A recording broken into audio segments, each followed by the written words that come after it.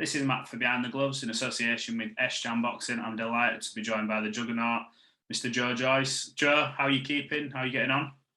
Yeah, I'm getting on well. I just got back from training and that, just taking over. Obviously watched the big fight on the weekend and stuff, which I'm sure you'll chat to me about that. Absolutely. You've just got my first question. Give us your initial reaction to the fight. It was a brilliant fight. I think it's potentially fight of the year. Give us your initial thoughts on the fight.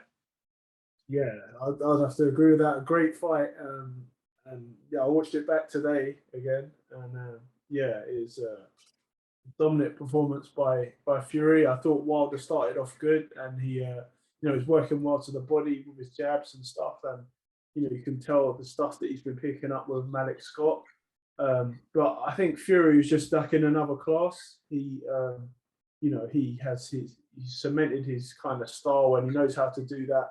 That elusive kind of style, but then he's also got the mode where he goes in and just takes you out. So he was doing that on the night, and yeah, I'm gonna have to watch it back again because it's what a great fight of the year. I agree.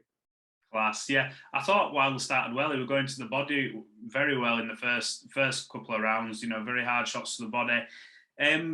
Another question I want to ask you about it, because there was a big thing about the weights of both. Really, they both came in at career heaviest, but really Tyson's not really a big surprise. He's built for that weight. Do you think Deontay came in maybe a bit too heavy to sort of go the distance without gassing out? It's a tricky one because I don't know what. Maybe they didn't really care about weight, and they're just training and preparing him how he thought was best, like optimal. Mm-hmm. But yeah, maybe they come in a bit heavier to try and make sure he stays down this time. But yeah, who knows? We'll have to ask him. What did you make of the knockdowns that happened to Tyson? Because obviously he came in and got caught flush. That first right hand from Wilder, he almost punched straight through the target, like quite short range rather than overstretching. Did you think when he got hit? Did you think that was it? Because my heart was in my mouth at the moment. I thought, there's potentially you might not get up from it. Yeah, I think it was early on in the fight, and I thought, with fitness, you can ride them kind of shots. But yeah, what from Wilder, I don't know. But yeah, he got up, and that he shows you can get up from Wilder's power punches. So, but yeah, great shot he got him with, and this has all the drama and the excitement. Oh yeah, it was edgy seat stuff, wasn't it? What did you make? The last bit I wanted to ask you just sort of on this fight was the end of it. We had a lot of accusations, obviously, since the second fight, numerous accusations. Did you think at the end of the fight they may be a bit of an embrace? They come together and say, you know what, it was a great trip. Yeah. Let's. I thought they're good fight, and they're just quite. They've done it 3 times now, so it's yeah. I think they're just the sportsman ness comes out, and I think they both respect each other. They both will come in to win, and put all them weeks in training camp and did all the hard work, away from their families and everything, and put it all on the line for the night. And they did their best, but the best man won.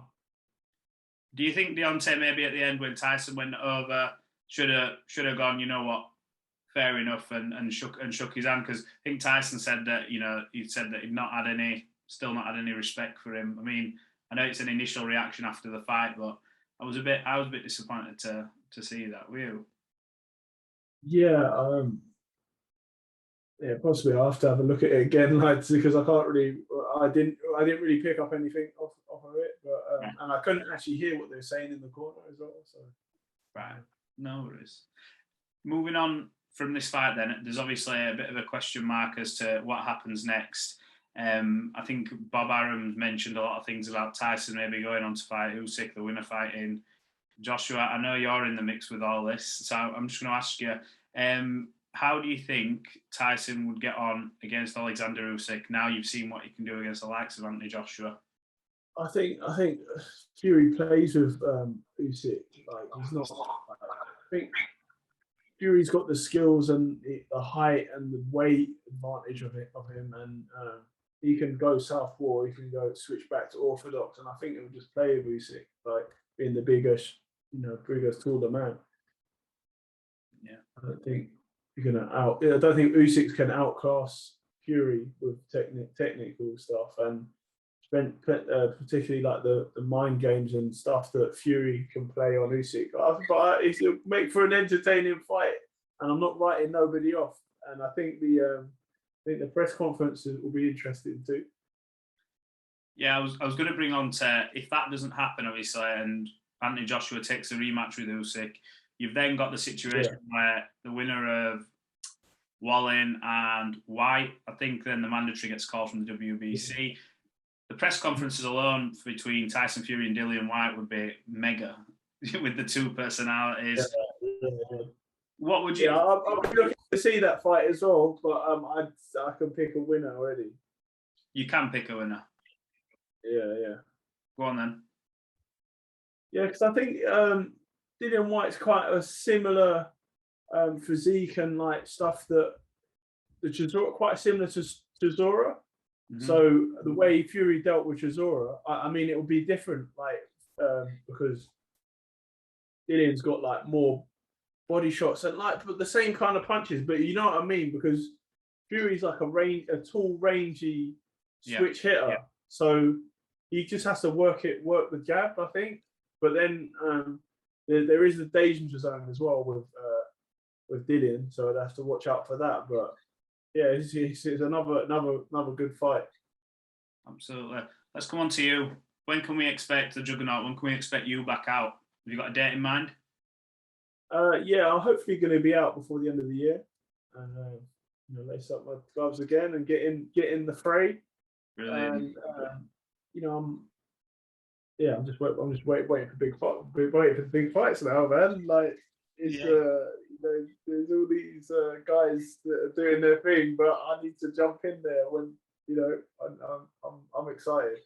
You are in the mix, and obviously you've got a very good position with the rankings and stuff like that. And when you see these fights happening, obviously you took on Carlos Takam, a very, very, very dangerous fight. It's not like it was a tick-over fight or anything for you. What type of opponent are you wanting next? I see Luis Ortiz's name getting banded around yours quite a bit. Are you looking for that sort of level? Are you wanting to fight him? Yeah, I wouldn't mind. There's plenty of optional fights, but just want to make a informed decision because I've got the WBO position, and but I want to be in big fights, and again, it's good opponents. So I don't know. I'm just waiting for my management and promoters to get me a fight date, and we can get ready to rumble. Brilliant. Well, Joe, thanks for giving us a little bit of your time. Much appreciated. We're looking forward to seeing you back in the ring, hopefully before the end of the year. And fingers crossed we're there and we can catch up with you a bit further. All right. Nice one, Matt. No worries. Right, Joe, have a good evening. Appreciate you, bud. Yeah. Hey Fight fans, it's Michelle Joy Phelps. Make sure you subscribe to my YouTube channel by clicking this icon right here and hit the bell button below so that you can receive an alert every time we upload a new video.